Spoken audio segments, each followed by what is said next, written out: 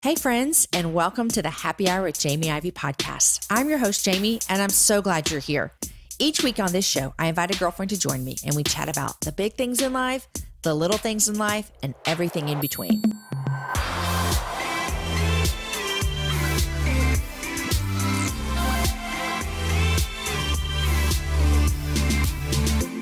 Did you know that your skin can absorb up to 60% of what you put on it? So what goes on your skin is as important as what goes in your body. Juice Beauty is a skincare and makeup line that is made with certified organic ingredients with a promise to always formulate without potentially harmful ingredients. Go to juicebeauty.com/happy hour for exclusive savings on your first order when you use the code happyhour20 at checkout. Hey friends, you are listening to episode number 190, and my guest today is my friend Jackie Hill Perry. Jackie and her husband Preston live in Atlanta, Georgia, with their sweet daughter Eden and another baby girl on the way in the next few weeks. Jackie and I met years ago at a conference, and I kid you not, we have been trying to get her on this show for over 2 years. Finally, we were at an event together and we made it happen. Friends, you're in for a real treat. If you don't know who Jackie is, I need you to go follow her wherever she is and find her poetry, her videos, her writings all over the internet. And I'm also going to talk about her daughter, Eden, over on her Instagram. That's worth following as well. On today's show, we start off with talking about some racial issues in America. You guys, I talk about white people, and you guys, I want to be upfront with you right now. I'm focusing so much these days on listening, of having my hands laid open, ready to learn. I want to be a listener and a learner, and I sometimes feel like I speak to white women about talking to their white kids about issues that our Black brothers and sisters are facing on a daily basis. And here's why I do that, because I know that you could go your whole life with that out affecting you. I feel this tension at my house. And so I just want you to hear where I'm coming from when we talk about this. This subject is valuable to me, and I am ready to listen and learn, and I hope you are too. In the beginning of the show, we started out by talking about gospel diversity and how that matters to us as parents. Jackie says, knowledge only goes so far if it's not lived out. That spoke to my heart so much. Then Jackie and I talk, and she tells the story of God chasing her down and redeeming her life. Jackie had been living a life of lesbianism when God saved her. She's going to tell us her whole story about this. Listen real quick to her tell us what those first few years felt like after she decided to follow Jesus. I forgot some men think I'm pretty. It was probably, I think, 2 or 3 years after I came to Christ were some of the most difficult times, because it's me learning how to resist the temptations that I've been given into my entire life. And me trying to figure out not only how not to submit to my sexuality, but how to be honest, how to have spiritual disciplines, how to love my neighbor, how to be kind to people. Everything that the fruits of the Spirit are, it's me trying to infuse that holistically inside of my life. And so without discipleship, which I ended up getting, I don't know where I'd be. You guys, also, Jackie just released a new album. We didn't even talk about it on the show today. Be sure and go check it out. The link to pre-order is over in the show notes. Of course, you guys, I had to ask Jackie what it's like to be so outspoken on the topic of sexuality and God's plan for our lives. I was challenged and encouraged by her response to this question. In fact, her response to this question was by far my favorite part of this whole interview. You're going to love the show, you guys, I promise. Listen in and get to the end, because there's some good stuff there at the end. Friends, if you're loving this podcast, we would love a review over on iTunes. Reviews on iTunes are not so we can pat ourselves on the back around here and feel like we're doing a good job. They actually do help more people find the show. I've made it super easy for you guys. Go to jamieivey.com/iTunes. Then under rating and review, leave us a good one. We'd take 5 stars if you're up to it, but you know what? Do whatever you want to do. Here is a recent review that we received. It's by Nanny23, and she said this: I had no idea who Jamie Ivey was until someone left her book at church with the words, free, enjoy. Enjoy I have. After reading the book, I had to find her podcast, and I'm absolutely loving it. I have actually downloaded the previous podcast so that I can go back and listen to them. I've recommended this podcast to a few of my mama friends. Love, love, love. Well, Nanny23, we love you too, and I'm so glad that you got a copy of my book to read. Thank you so much for your kind words. Okay, my friends, here is my conversation with Jackie Hill Perry. Hey, Jackie, welcome to the Happy Hour. Hi, Jamie. This is fun. We're in Memphis, Tennessee together. Yeah. In my hotel room. Yes. At the ERLC MLK 50 conference. That's a mouthful. It is. It's a lot of words. It's a lot of words. Yeah. Okay, real quick. I know who you are. Tell everyone real quick, who's Jackie Hill Perry? I think a quick synopsis would be that I am married to Preston Perry. We've been married 4 years. I just moved to Atlanta 6 or 7 weeks ago. I am 8 months pregnant, and I have a 3-year-old toddler named Eden. And I write and stuff. And you write and stuff. Yeah. And you speak, and you're a poet. And yeah. Real quick, by the time this airs, you will have a baby, just FYI. Praise God. Okay, so this will be out, and you'll be holding your baby. That would be great. Can you tell us her name, or are y'all a secret keepers? It's a secret. It's a secret. I love it. Okay, so I'm just going to let everyone know, if they don't follow you on Instagram, they need to go for lots of reasons. You know what I'm about to say. Lots of reasons. But at least top 5, one of them would be to see your daughter. Top one for most people. And her videos. Yeah. In fact, yesterday I got on the airplane and your husband was sitting on the same plane as I was. Yeah. And I was the weird woman who was like, I know your wife. He's used to it. He's used to it. Yeah. And so I said, I introduced myself. And then I told him later, I was like, and by the way, I really like your daughter too. She's great. She's a hoot. She's great. She could have her own channel, but I'm just not. Yeah, I don't want to make a star baby. This is a worry I had when I went from 1 to 2. Yeah. Are you worried, like, A, am I going to love this kid like I love my first kid? B, you have a big personality as number 1. What's number 2 going to be like? Yeah. I'm not worried about the love portion yet. I think as their personalities develop, I am already praying for, hey, if this kid isn't as quick as Eden, am I gonna, compare the two and think that somehow how God made them is, less valuable and less awesome? But I think on the other end, I am believing and begging God for a calmer child. In the name of Jesus, we all pray. I cannot have 2 of the same. I just need a quieter. Even though a quieter kid comes with a different set of issues, where you don't know if they're depressed or happy or sad or mad or anything. That's how I was. Were you a quiet kid? Absolutely. I stayed in my room and didn't talk and just read books. You told me when we met a couple weeks ago that you were a ferocious reader as a kid. Yes. Are you still a ferocious reader? It's harder now because I think life is different. But for the most part, I'm one of those, I'll read 2 or 3 chapters of a book, get the gist, and move on. But I'll do that to 5 books at the same time. Or I'll just dig throughout a book for a long time. So, like, I've been reading 12 Years a Slave for 2 years because I'll just be like, oh, I still have that on my phone. And I'm on a plane. So you're a phone reader. Sometimes. Okay. At home, I read tangible books. Yeah. On planes, I don't want to carry extra stuff. So I read books on my phone. Okay. Yeah. Is 12 Years a Slave good? It's great. His language is amazing. It's worth reading. Which to me had to be interesting when he talked to a slave owner and they saw that he talked better than most Europeans. I would think that would have been intriguing that, you must have been stolen. I know nothing about the book. Oh, yeah. He was a slave he was a freedman that was stolen and became a slave. But he was like pretty well off, all of that. And so it's like, you got this slave that talks better than everybody. This should let you know there's some legal action going on. It's a great book. So who wrote the book? Is it just a story about this man? No, it's him. This man wrote the book. Solomon Northrop. And it's a movie about it. I know it's a movie, and I wasn't going to be like, have you seen the movie? Yeah. I haven't seen the movie, actually. It's amazing. Who's in the movie? Maybe I have. I don't know his name. Okay, never mind. But it's beautiful. Okay. And hard. And sad. Should I watch the movie or read the book? Watch the movie, then read the book. Okay. Yeah. Oh, that's interesting. I would go backwards. Okay. Yeah. Then the book would be easier to read, I bet. If you got characters, you got visions. And I like having visual context for stuff. Yeah. Where it's like, oh, this is what it looked like. Yeah. Potentially. Yeah. Okay, I'm going to add that to my list. Yeah, you should. Speaking of reading lists, I went down to the bookstore yesterday here at the conference, and I was thinking I could go home with like 15 new books. Is your book down there? It is. Yay! That has to be an awesome feeling. It is a good feeling. Yeah. Okay, so you spoke yesterday, and I told you this. We were together at the Abundance event in Biloxi a couple weeks ago, and you're going to be at all of them except for Colorado Springs. Yes. So if anyone's listening and you want to come out, see Jackie. But I told you it was my first time actually to sit under your teaching, I believe. Did you teach at Verge or did you do spoken word? I don't remember. I don't either. Yeah. So my memory says that was my first time to sit under your teaching. And I was just, I hope you take this as a compliment. I was completely blown away at the way that you took God's word and expounded on it, and you just taught straight from Scripture. Yeah. That's how our church teaches. That's how I like to learn. That is not easy to do. No. And so when I speak, that is super hard.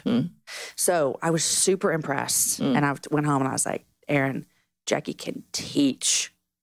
Yay. Jackie can preach. That's awesome. So you spoke yesterday at this conference, and this conference is all celebrating the legacy of Martin Luther King Jr. Actually, the day we're recording today is 50 years since his assassination. You said this. You spoke about, and this is a value to me. I think this is going to be a value to our listeners. A lot of my listeners are parents, mamas, and you spoke about teaching our next generation. You said this. Your indifference to gospel diversity will become a norm to them by which their worldviews will be shaped. Yes. Tell me about that. Define gospel diversity, first of all. Yeah. And then that was oh, dang, she just went there. Yeah. Well, I think gospel diversity can be viewed for a myriad of ways, but I think it's ultimately how does the gospel govern how we love other people that are different than us? And I think that involves justice, that involves race relations, that involves our friendships, our conversations, etc. We are learning a whole bunch of stuff, I think, about race stuff. We're reading a lot of books, going to a lot of conferences, listen to a bunch of podcasts, but knowledge only goes so far when it's not lived out. And so it's like, even that is a lesson for your children is, oh, let me accumulate all of this stuff and never do any of it. And so to me, it was, if you are indifferent, if you do not care, you may not be telling your children, hey, don't love your neighbor, but you're showing them how not to love their neighbor simply by not caring, simply by being biased, you know? I'm telling you, I was convicted sitting there, and I take in a lot of knowledge, and I'm not going to. I could list out some ways that I look and say, like, oh, I love my neighbor. Yeah. And I was convicted. I mean, it was good. It was really good. And I think about, you know, I mentioned to you, most of my listeners are white women. And I think about, to me, I have this kind of idea of, okay, I have a microphone. They're listening to me, so I can say whatever I want, right? And so many times I think that white people, their indifference, it is teaching their kids something. Absolutely. I say, like, I have to work overtime to teach my kids, who are, one's white, 3 are black, about things. But I'm a lot concerned about the other neighbors in my school district, all the white moms.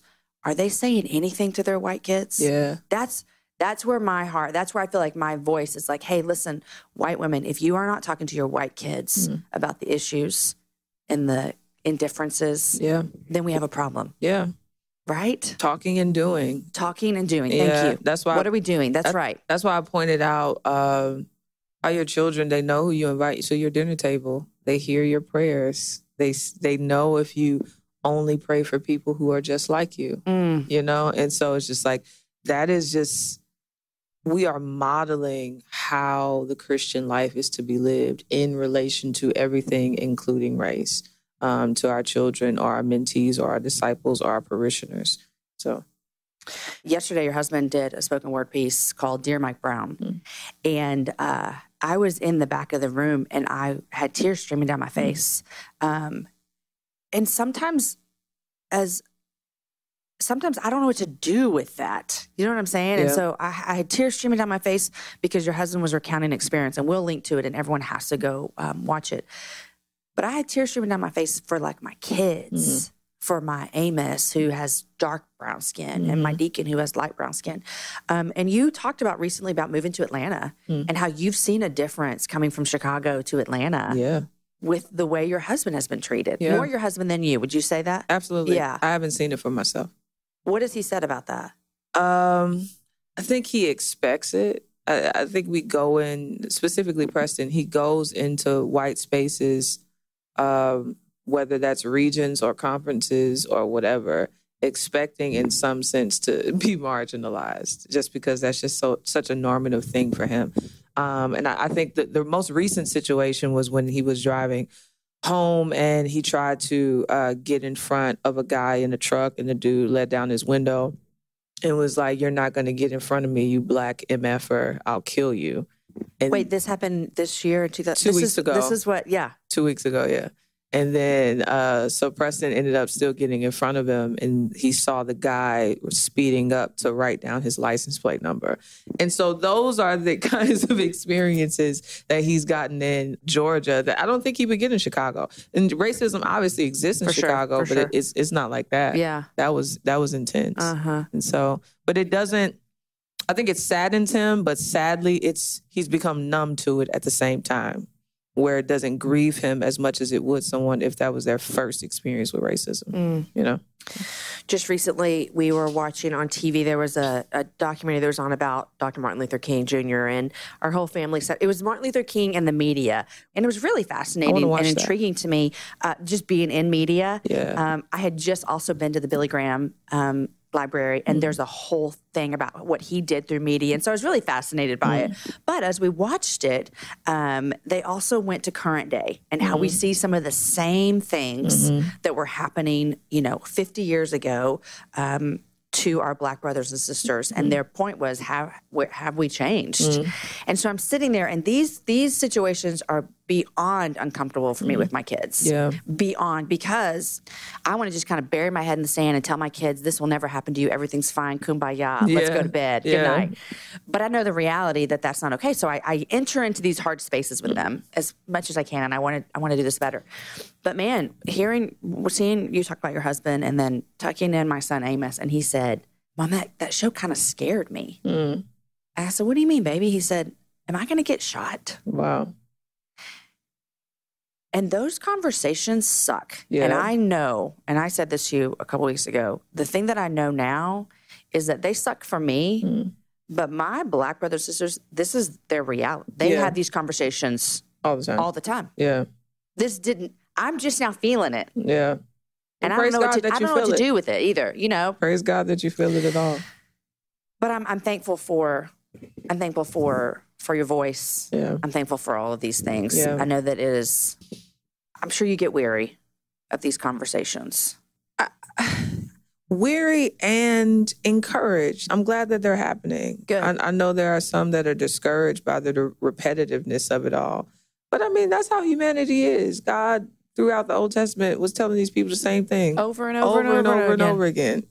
And that's how we function as human beings, where it sometimes takes years and years of hearing the same thing until it finally clicks into the heart. So I'm cool with that. You're cool with it. Okay.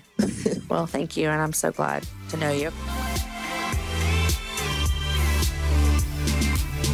Okay, guys, I'm going to cut in here real quick in the middle of my interview with Jackie. And I just want to thank our sponsors because they make this show possible. So first, we're going to thank Mr. Clean Magic Eraser. You know what? Here's the question of the hour. You guys, is your home overdue for its spring cleaning? This year, use Mr. Clean Magic Eraser to tackle the impossible stains that your sprays and your wipes, they just cannot handle. I've tried it in my house and it blew me away. Here's the deal. I gave my kids a Mr. Clean Magic Eraser sponge, sent them to their bathrooms and said, go clean your bathrooms, children. And they did such a great job. I've used it in my kitchen, on my countertops. We've used it in our refrigerator. We've used it on our oven. We've used it in so many different places, and it works so much wonders, especially in the nasty kids' bathroom to get all that soap scum out of the way. I love it so much. All you have to do, wet it under the tap, give it a squeeze, and then it's ready to erase. And because it cleans with water alone, you guys, you don't have to worry about harsh cleaning fumes or scents.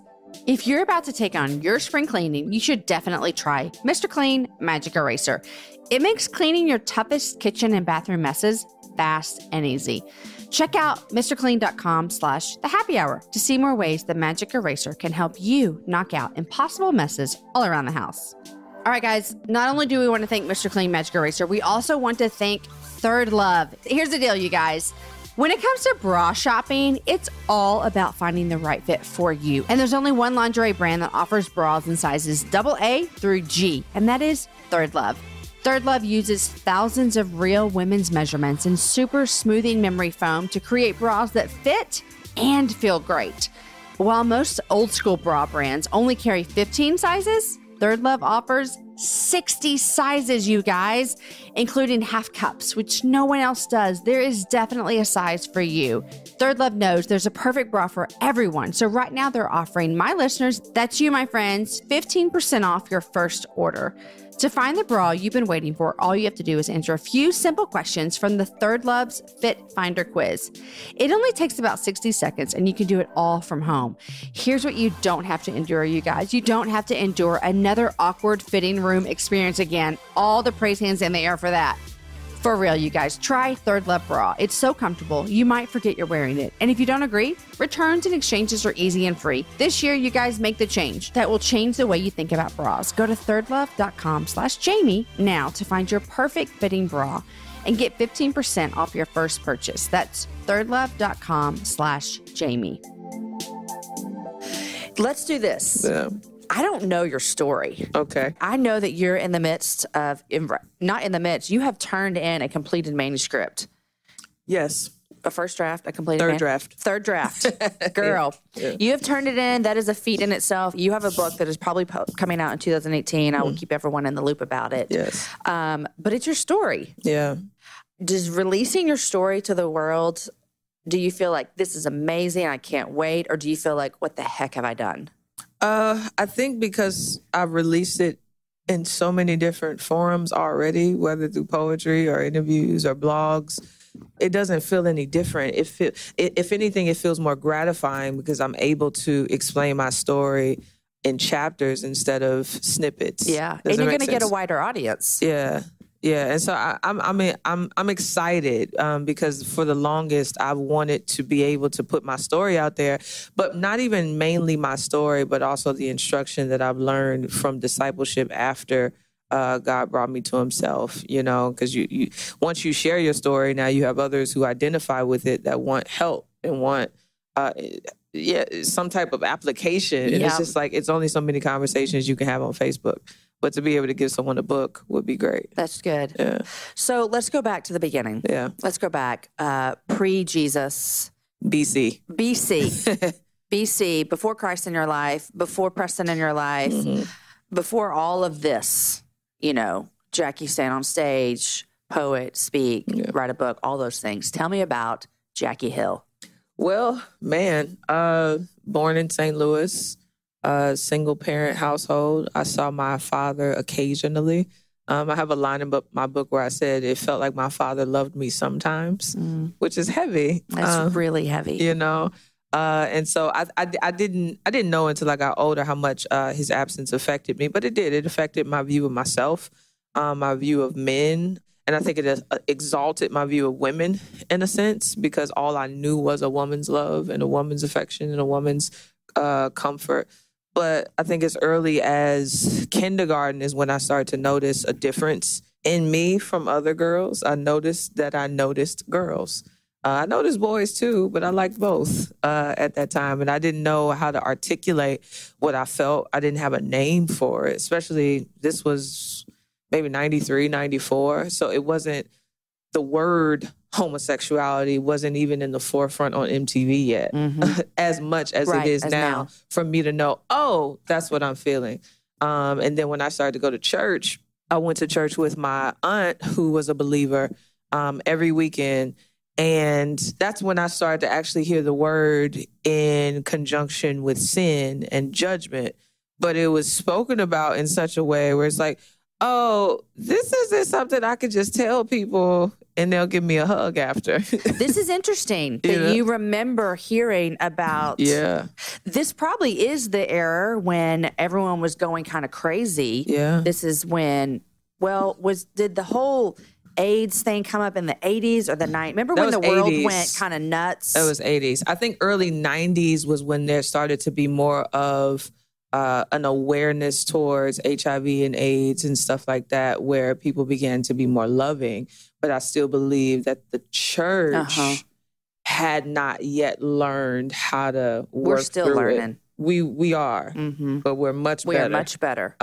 Especially from pulpits. Yes. And so, yeah, I was in the thick of that. Okay, so you hear this. What word do you remember hearing? I don't remember. I remember more the tone than the words. Okay. The tone was negative. So you remember hearing this what I feel is wrong. Yeah. And don't tell anybody. Absolutely. Okay. No one will hug you. No one will hug you after you say that. Yeah, absolutely. Uh-huh. And so I'm growing up with that. And so how I'm feeling is a secret. But it's also a source of shame for me. And so as I was just going about life, it was always something that I knew existed, but I just didn't know what to do with. And I was too afraid to act out on until. But you're still feeling the same feelings. Absolutely. Especially, and as a girl, as a young woman, you have friends that are girls. And so you're dealing with, oh, I have a crush on my friend, but I can't tell her that like I could if I had a crush on, Lil John. Right. Down on the corner, 4 desks over. And so I just have to, and there's no one for me to tell this to. Didn't have Facebook to vent to, or Nothing. I had so this is literally a secret inside of you, for sure. Okay. So yeah, when high school came, I was 17, and a young lady from middle school that I knew, she came up and flirted with me, and initially, she was in middle school. Yeah. Okay. And so we met in middle school. Oh, okay, gotcha. I thought she was like 12 and you were 17. That's different. Sorry. She was 16. I was 17. Got it. And she flirted with me, and I responded as heterosexual as I can. Like, girl, if you don't get out my face with that gay stuff or whatever. But to me, it was like, oh, this is my chance because someone has approached me where I don't have to do it myself. You don't have to do it, yeah. And so I went home, and I just kind of started to debate with myself of, is this something I want to do? Is this something I want to pursue? I think it is. I'll just try it. So I got on MySpace, and I messaged her on MySpace, and we started a relationship. And from there, I was just in the game. I didn't care anymore. Yeah. How long was that debate at home? 10 minutes. And then you set them in. Yeah. Did you feel at that point, because you had grown up, what you told me, I hear in the church, this is wrong, don't tell anybody. Yeah. Did you feel any point of, I don't know if I should, I don't know, because I don't know where you were with God. Right.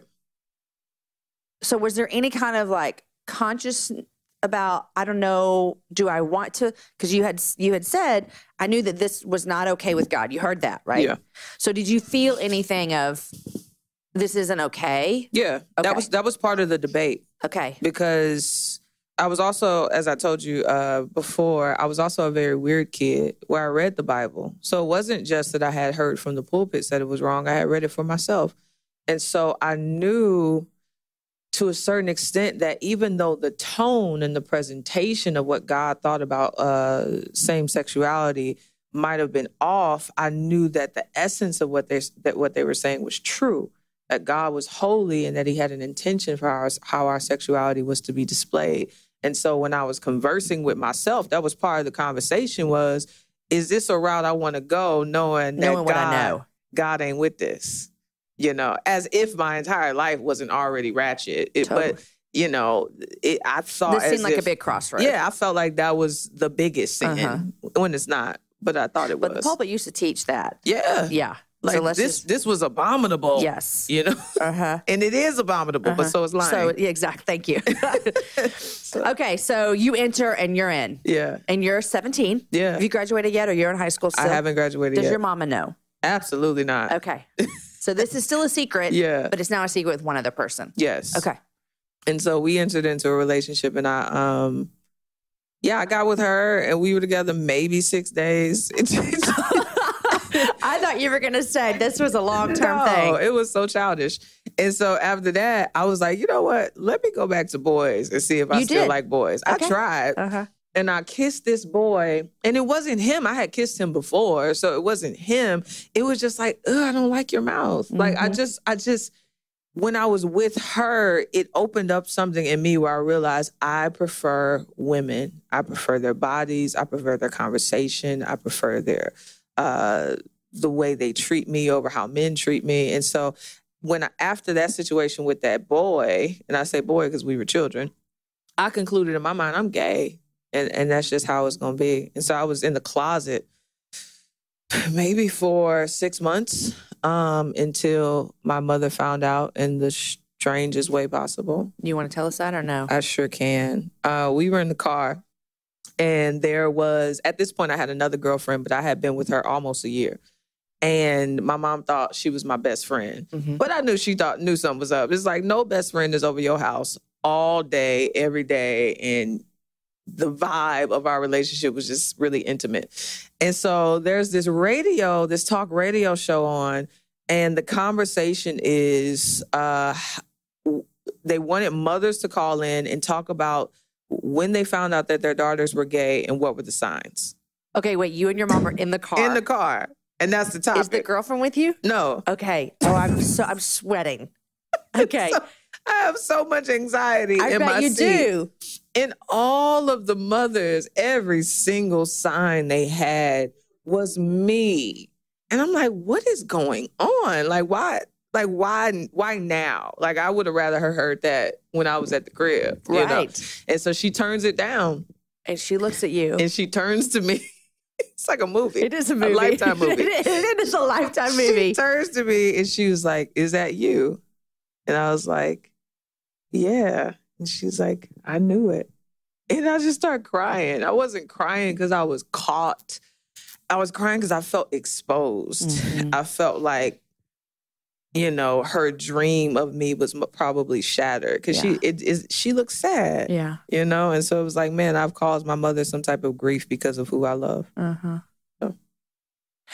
So now you're still with this girl your mom knows. I want to hear, when did God capture? Is that what happens next in the story? Is God captures your heart? And well, after that, I actually started wilding out because it was nothing to hide from anymore. Once your mama knows, it's like, hey, it is what it is. So now you're just, this is who I am. Yeah, gay pride parades, gay clubs. At this point, I've already transitioned to a stud. So a stud in the Black community is a lesbian that kind of dresses male, acts very masculine, very dominant in her lesbian relationships. Is that only in a Black community? The word stud. Okay, thanks. But in white communities, it might be referenced as butch. Okay. And it's a distinctive. It's not trans necessarily. It's got it. Yeah. And so I was that. And so that already had brought a wedge between me and my mother, and even kind of was weird to some of my friends. It's like, oh, you were just like wearing like Hollister the other day. And now I'm wearing boxers. I'm sagging. I'm wearing sports bras to flatten my chest out so I didn't look like I had breasts. Yeah. Stuff like that. And then a little after that, after I graduated, which was 2007, my father died, which was hurtful, but not hurtful in the sense of I'm going to miss him, because you can't miss someone you were never around, but hurtful in the sense of all of the hope that I had in what we could be is gone. Yeah. And so that was pretty sad. But then I got some money from his death and I bought like a car off eBay. I just started doing a whole bunch of dumb things. The car got towed a month later. This type of stuff. But at the same time that my life was getting really ratchet, my convictions were getting louder, where I was aware of the lack of peace that I had between me and God. I would go to sleep and sense that he wanted me, sense his drawing near to me. And I called my cousin. She was the only cousin that I knew she was the only Christian that I knew that would call and talk to me about life and not just Leviticus. And so I called her and I'm like, hey, I feel like God is calling me, but I really don't want God. Like, I'm kind of trying to tell him no. Yeah, like I'm good, you know, like I'm enjoying myself. And she was like, God is going to show you how much you need him. I don't know. I didn't know what that meant. I'm like, okay, whatever. But in October 2008 is when I was just in my room doing nothing. And I felt God speak to my heart and tell me that the lifestyle was, specifically that the girl that I was with would be the death of me. But in that moment when I felt like I heard God speak to my heart, it wasn't just lesbianism. It was your life. It was, I saw holistically that everything I loved and did and enjoyed was displeasing to God. And I had to make a decision. And so I just had a conversation with God. And I was like, God, I don't want to be straight though. Because the assumption is always, if God is calling me to himself, then he's calling me to be heterosexual. When that wasn't what he was necessarily calling me to. Yes, he was calling me to relinquish my allegiance to my sexuality over his lordship, but ultimately he was calling me to be holy and calling me to love him and calling me to serve him. And in doing so, even as my temptation, as they arose, I would be able to flee them every time because of what Jesus has done. Did you know all that in that moment? No, Because I'm mixing my current theology with... because you said you have read the Bible and you knew that God was holy and all these things. What you just said... What I knew was, or what I chose to believe, is that God would help me. Okay. At that moment. That's the most simplest way of saying, I don't want to be straight and I don't want to follow you, but I believe you'll help me. Absolutely. So you didn't know I'm going to lay over my allegiance. No, I didn't know Romans and Ephesians and how the resurrection, meant that I had power over sin and death. I ain't know nothing, atonement, justification. But I knew, and that's what I told God, because after I told him that I didn't want to be straight, I felt him speak to me again and say, just learn to love me. And I'm like, oh, it's that simple. It's just that. And so I knew that I had two options. It's I reject God in this moment and continue to live how I want to live, or I choose him. And I felt like in choosing him, that had to be the better option because he's God. And a part of my choosing, it wasn't me wanting to flee hell. It wasn't about hell, really.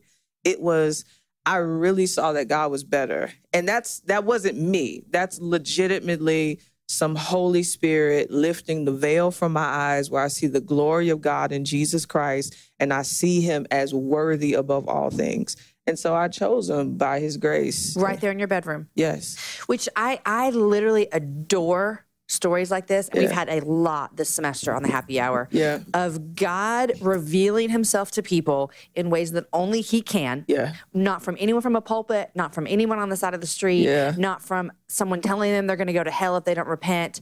It's literally God, the Holy Spirit, drawing them to him. And so I love that so much because we get to see this is what God says he's going to do. Yeah. Because he wasn't going to get me at a church. Because I didn't go. Because you didn't go. Yeah. People at church looked at me like I was a gnat. And church people on the outside of church, I'm sure. They didn't talk to me. Okay. Yeah, I was never a witness. And you don't have to witness to people, but I felt, and I was in St. Louis. I'm in Missouri, which is still kind of, it's Midwest, but it's Southern. And so I'm in a place that isn't the most liberal. And so I didn't feel accepted in public except when I was around the gay community. And so I was not going to step foot in the church at all. So God was like, I got to meet this girl in her bedroom. And he did. And I got to meet her at Damascus. There you go. You know? So he meets you in your bedroom. You have this moment of, God, I'm going to choose you and you're going to help me. Yes. That is the most childlike faith. Yeah. Because what you're saying is, I don't want you. And I don't want to change my life. Yeah. But I'm going to choose that you're better. Yeah. And then what? The next day you're all happy. And... Absolutely. It was terrible. No, because the hardest thing I knew that I had to do was leave my girlfriend. Yeah. And I loved her. Yeah. I really, really, really did love her. And so I called her and I broke up with her and told her, hey, I can't be with you because I'm trying to love Jesus. And you said that? Yeah. And I know to her, I know to people it sounds crazy, but she actually wasn't shocked because once again, I was very strange. So I talked about God a whole lot and she was like, I'm not surprised. And so we cried on the phone together. And that was that. And then from there I had to wait till I got my check from Wendy's. I worked at Wendy's because I wanted to change my clothes. No one told you to do that. No. But for me, it was, if I continue to dress like a stud, I will continue to attract women, and I know that I will not turn them down. And so it wasn't me trying to be a person that I wasn't. It was me trying to protect my soul, you know? Okay. And there was no books for me to read for like what to do. I just do some little basic things like maybe I should get a real bra. You know, maybe I should, get some panties instead of boxers. Maybe I should find a church, and I found a church within a week. Wow. And started to attend that. So you got your check and you went and got some essentials. I went to Forever 21. Forever 21. I did. I hated it. Like putting on the pants and the shirts. And I remember walking and dudes looking at me again. I hadn't got used to that. I was like, oh, I forgot some men think I'm pretty. Yeah. It was probably, I think 2 or 3 years after I came to Christ were some of the most difficult times, because it's me learning how to resist the temptations that I've been given into my entire life.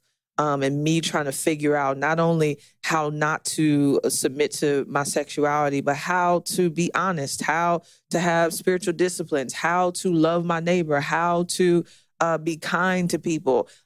Everything that the fruits of the Spirit are, it's me trying to infuse that holistically inside of my life. And so without discipleship, which I ended up getting, I don't know where I'd be.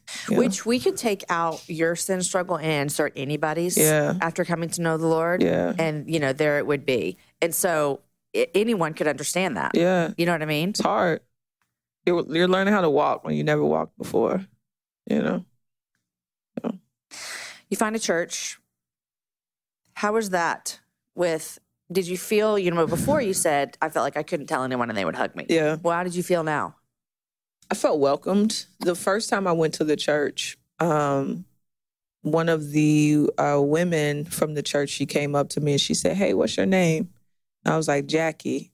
And she looked at me and she said, "Jackie?" And she nodded her head as if to remember my name. And that moment was so significant to me, because it was like she took the extra effort to make sure that if I came back, she would know who I was. Mm-hmm. And that's what made me return. It wasn't the sermon, because I don't remember anything he said, couldn't even understand it because I didn't know the Bible like that. It wasn't the worship. It was that interaction where I felt like somebody saw me and wanted me to be there. And so it wasn't the most theologically sound church, but it was an incredibly loving church. Yeah. And so that's what I needed at that time. Yeah. So that transition for you over those 2 years of learning to walk, like you said, how do you look at right now people who are coming to know the Lord? And we'll just insert anything. We're having to learn to walk. How did you feel as though that church, they did what for you to help you in that time? Show me God in community, because I was able to see people that loved each other, people that were different, people that were prophetic even, where I would be going through something and talk to somebody and they start praying what I'm going through, even though I never was specific, where it's like, just the weird spiritual gift stuff where it's like, oh, I think to me that was like, oh, I could, the body of Christ is even used by God to comfort and convict and encourage me, where it isn't just my private time in the Word. It isn't just my own personal prayer. It isn't just me turning on YouTube worship. It was, oh, I need these people to maintain and to be sustained by the Spirit of God. And so that's what they did. They walked freely in the gifts of God, and they walked in love in a way that made them available to me whenever I needed it. Yeah. When did you start to say, I actually want to talk about this life change? It was immediate. Well, I have Facebook one. You did immediately, and that's part of my personality. Okay. I'm quiet, but I'm not timid. And so I got on Facebook and I talked about it, and then something happened. This ministry in LA, they had shirts that they made for people to share their testimony. And one of the shirts said ex-homosexual, no, ex-stud. I was like, oh, that's pretty bold. I want one. You got one. But to get one, you had to write your testimony. Okay. So I wrote my testimony. They emailed me back and they said, hey, can we come out to St. Louis and tape your testimony and put it on YouTube? And this was a pretty major ministry at the time on not social media, but YouTube. And so they came out and they taped my testimony. And this is how many years after you started following Jesus? This is 5 months, probably. 5 months? Yeah. And so then I connected with the pastor. He hits me up and says, hey, I heard you write poetry on occasion. Can you write an ex-stud poem? I'm like, nah, I'm good. I don't want to do that. Can I just ask a question real quick? Yeah. 5 months into a new lifestyle, a new wardrobe, a new idea about sex. 5 months in, did you ever think, what if I fail? No. I don't think like that, though. You were in. Yeah, I don't think like, if I do fail, so get up.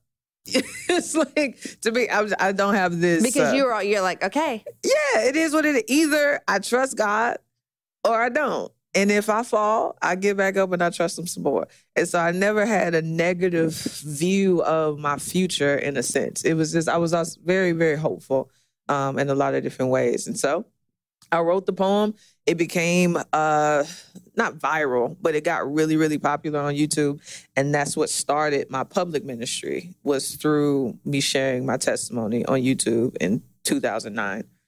And so I did not even know that. Yeah, it's crazy. Now I'm sitting with Jamie Ivey. Here we are, 10 years later. Right. Okay, so what have the last 10 years looked like for you? I mean, I know that that's probably opened up a lot of doors and stuff, but what have the last 10 years looked for you like? You're married. Yeah. So tell me about that. How dating Weird. and... Man, honestly, the dating situation and courtship was the hardest thing, because Preston is my first real heterosexual relationship. When I'm 14 and we just, sending notes to each other and roses on Valentine's Day, that's not real. But Preston, and so when we got together, I felt called by God to be with this man. And there was something in my heart that wanted to. I had a legitimate affection for him. I had a legitimate attraction to him that I already thought was strange, that I have an attraction for a man. But when we got together, it was a weird thing for me to adjust to being the woman in a relationship. Like when he even after all those years. Yeah, when he would hug me and hold my waist, that was uncomfortable for me. Because that's what you used to do. Because that's what I did. So it's like, oh, I have to put my hands on your shoulders. That's kind of strange. Or like when I would hold his hand, he has a man's hand, so they're not as soft and gentle. And he has facial hair, all of which are cute. Yeah. But it was an adjustment. It was something that I had to learn to embrace. And so as I learned to love Preston, then I learned to enjoy and take pleasure in the manliness of Preston, it took time, and it's still taking time. There are still areas in which I am not used to manliness, or thrown off by manliness, or feel threatened by manliness. But I think that's all right. That's what sanctification is about. That's what sanctification is about. Yeah. You think it'll always be that way? I hope not. One day. But I have a lot of trauma, which we haven't even dug into. So I think with trauma and life and all of that, there will always be things that I'm learning to overcome. But I really am seeing that God really does intend for us to be as free as we can be on earth. We will be free eternally in heaven. He also wants it here. But he's providing freedom here through the church, and even through counseling, through books, through self-care, through all types of means, where he's like, nah, I want you to have some joy here. Yeah. So I want to ask you this real quick. You're outspoken. Yes. About this. Obviously, here we are talking about it. You're writing a book with your story. You speak very publicly in very large arenas and very large stages about God's view of sexuality. Yes. You get a lot of pushback. Mm-hmm. Yes. Yeah. How is that? How do you handle that pushback? Well, it's expected. I think if you read through the Gospels, Jesus told the truth all the time, and it wasn't received all the time. I think understanding the human nature and knowing that we are born in sin, and how sin has given us a love for lies and an affection for what isn't true. Where we suppress the truth by our unrighteousness, knowing the human nature, I don't ever expect for me to teach something like God has ordained for men and women or God has ordained for marriage to be between one man and one woman, and for sexuality to be expressed, if it is expressed in a sexual context within marriage, that it's to be between one man and one woman, and that's what he ordains. I don't expect to preach that or teach that and for everybody to applaud, if the human nature is as God says it is.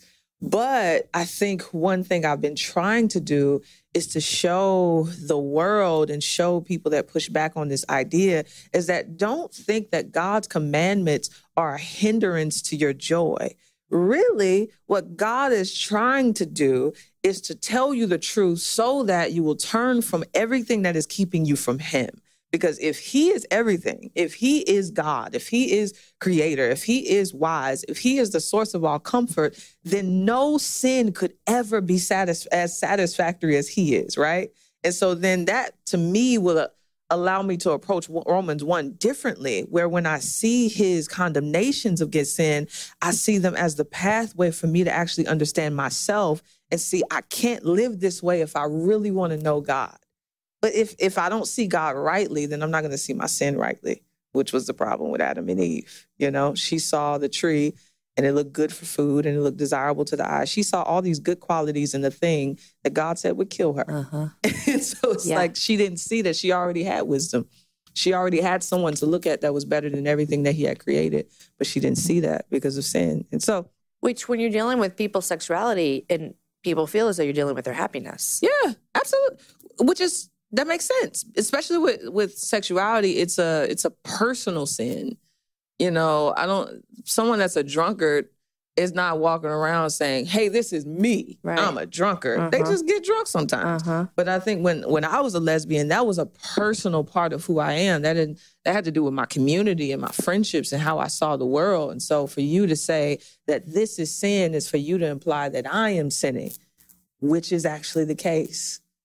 And the truth is, even though you are a sinner, that does not mean that you are in a hopeless state. It means that God has already provided a way out where you don't have to give in to the identity of what sin has made of you, but you can really be set free if you simply just repent and believe in the Lord Jesus Christ. But if you want to continue to hold on to an identity that does not have a promising eternity, then that's the route you choose to take.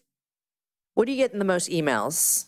What emails do you get the most? Jackie, you're a heretic, we hate you, or Jackie, I'm just like you, what do I do? Both. Okay. But I think I get more encouraging feedback than I do negative. But I think it's also the forums. I speak in a lot of Christian spaces and conservative Christian spaces. And so because of that, I don't get as much pushback as I would. But like when I spoke at Harvard or when I spoke at Princeton or when I'm going places that are much more secular is when I get the bigoted mail and the hate mail and stuff like that. But that really doesn't throw me off. I expect that because to me, if all I got was positive mail, I would probably be weary or leery if I'm actually preaching the truth.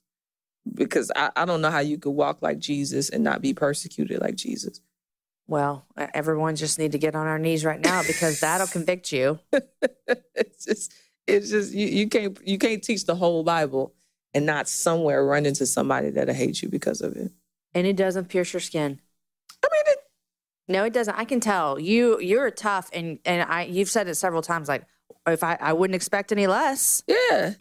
It comes with its difficulties and it's discouraging, but my hope isn't in the right now of the situation. If I preach the gospel and you hate me for it, all right, that's cool. But I know for a fact that is the means by which God saves people is in the preaching of the good news. And I know for a fact that if God wants you, he's going to have you. And so you are a walking billboard.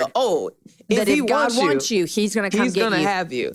And so you might be mad at me now, but by God's grace and his mercy, you never know. 7 years from now, you'll be this person walking freely with God that'll come back up to me and say, you know, I hated you then. But I know Jesus now. But God got me. And I've had several testimonies about that in the last 10 years of my life. Where that has to be really, really encouraging. Oh, I need that. Yeah. I need that to see that it's not in vain. I remember this young lady who was a part of some, like a gay coalition at her college. And she said, the first time I heard your poem, I hated you. I hated you. And she was like, now 2 or 3 years later, the Lord has worked on my heart in such a way where now I'm preaching the same thing. You know, it's interesting. I was listening to a podcast on Dr. Moore's podcast, and he had Rosaria Butterfield on there, and she was making a statement that I will never forget until the day I die. She's amazing. She's amazing. She said that this pastor and his wife befriended her, and she would have dinner with them all the time. And she said they never mentioned my sin. They just told me about Jesus. Yep. I have never forgotten that interview. Yeah. I never will forget it, because she said they weren't as concerned with my sin, but they were concerned that I knew Jesus. And that's exactly what you're saying, is that Jesus captured your heart. And with that, you said, I am going to lay it all down. Yeah. Which he's asking all of us to do. For sure. Your sin is different than mine. Yeah. I had to lay down stuff as well. Yeah. You know, it just wasn't my sexuality. Because there's a camp that believes that, and I mean, there's a place for it, for sure. Paul did it, Jesus did it. But there's also, I said this to a group before, I was like, when I was in sin, when I was actively sinning and disobeying God, people told me more about my sin than they did about God.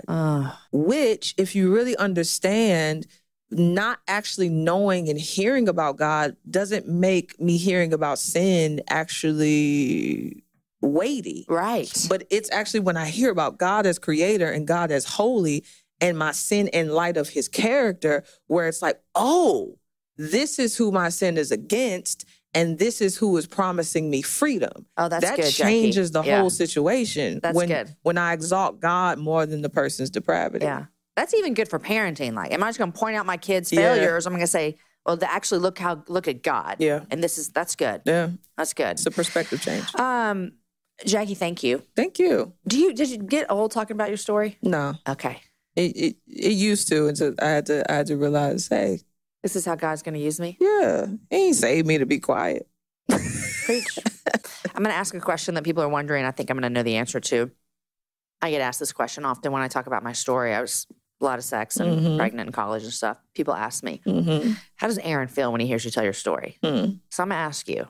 I'm sure I'm pretty confident that Aaron and Preston are probably feeling the same thing. Yeah. How's Preston feel when you tell your story? He's encouraged. Because Preston's sin was a lot like mine. He slept with as many women. Whoever could breathe and could walk, he slept with them.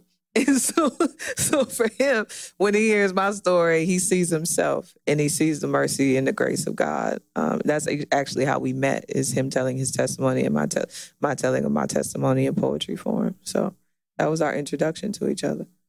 And you know what? This is Aaron says this all the time, because Aaron came into our relationship. He never even kissed a girl. Yeah. Oh. Right? Real saved. And then here I am. But he says all the time, like, I'd sin in my life too. Yep. You know? Yep. It just looked different. Yep. And it didn't make me better than her. It just made me a sinner just like her. That's a good man. We got good men. Yeah, amen. Amen to good Won't men. God do it? Okay, real quick. What book are you reading besides 12 Years a Slave? What would you tell us right now?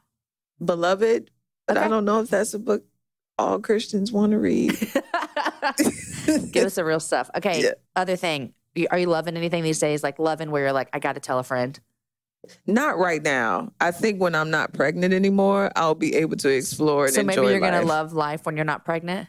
Just a little bit more. Yeah. Like now I'm just kind of on the couch all day, you know. You're in the miserable state. Yeah. And so I can't drink coffee as much or eat a lot of fish. So ask me that in 6 weeks and I'll let you know. You're like, nothing is bringing me joy right now except getting this baby out of my stomach. No, oranges. Oh, I saw you eat an orange when I was with you. Oranges are so good to me right now. I don't know. I don't even eat oranges when I'm not pregnant, but they're just so flavorful. Yeah. And I just think God was being kind to us when he created that thing. Jackie, thanks for coming on the Happy Hour. Thank you, Jamie. I told you before, and I'll say it here. This is the first time we've talked about the subject on the Happy Hour. Yeah. And so I've had people write in that they wanted to talk about it. And not that I don't trust them, but I really trust you. And the reason I trust you and the reason that I love your story so much is because your story is not just about don't be gay. But your story is about that God has so much more to offer us when we lay all of our fleshly, earthly desires at his feet. Yeah. And so I'm thankful for that. Thank you. I'm thankful for your life. Yeah. It's really ultimately all about him. Yeah. He wants our joy to be in him and our satisfaction to be in him. And whatever we have to do to get to that point, whatever sin we got to lay down, when you see Jesus rightly, you'll be more than willing. Yeah. Thank you. Thank you. Spring is here, and that means that spring cleaning is too. This year, you guys, I tried Mr. Clean Magic Eraser, and it worked like magic. I cleaned all through my house, and it cleaned the tough stuff that my sprays and wipes couldn't, like burnt on stains on my stovetop and that stubborn ring around my bathtub that no one can seem to get. It was so easy to use. You just wet, squeeze, and it's ready to erase. See what cleaning wonders it can do for your home by visiting mrclean.com/thehappyhour. Okay, guys, I told you. It was so good, wasn't it? I love Jackie. I love her boldness. I love her confidence. I hope you caught there at the end me talking about how important it was for me to bring her on to talk about this subject and how much I trust her and respect her and admire her and the walk that she has with the Lord and the stand that she's taking when it can be kind of hard and scary to take that stand. In case you were sleeping or running or folding laundry, I don't want you to miss what she said at the end, so I'm going to play it again. Listen again what she said. If all I got was positive mail, I would probably be weary or leery if I'm actually preaching the truth. Because I don't know how you could walk like Jesus and not be persecuted like Jesus. It's just, you can't teach the whole Bible and not somewhere run into somebody that'll hate you because of it. Gosh, I told you, so good. Guys, we talked about her book that's releasing. The release date is September 3rd. Her book is called Gay Girl, Good God, the story of who I was and who God has always been. I highly recommend you go over to Amazon right now and pre-order it. Here's why I'm going to encourage you to pre-order it, because pre-orders matter to authors. So let's help Jackie out if you loved her story and want to read more about it. Pre-orders really help. And second, then you don't have to think about it again. And on September 3rd, guess what shows up on your doorstep? Jackie's new book. Guys, today's show was edited by Chris with Podshaper, and the music was developed for the show by Matt Graham. Next week, my guest is Christine Kane. Yes, you guys, that Christine Kane. You're going to love this show. I think I said like 5 words the whole time. She brought it. That's all I got to say is she brought it. Listen with a pen and notepad ready to take some notes. Guys, enjoy your week. Share the show with a girlfriend and have a happy hour with a friend. I'll see you guys back here next week with my guest, Christine Kane.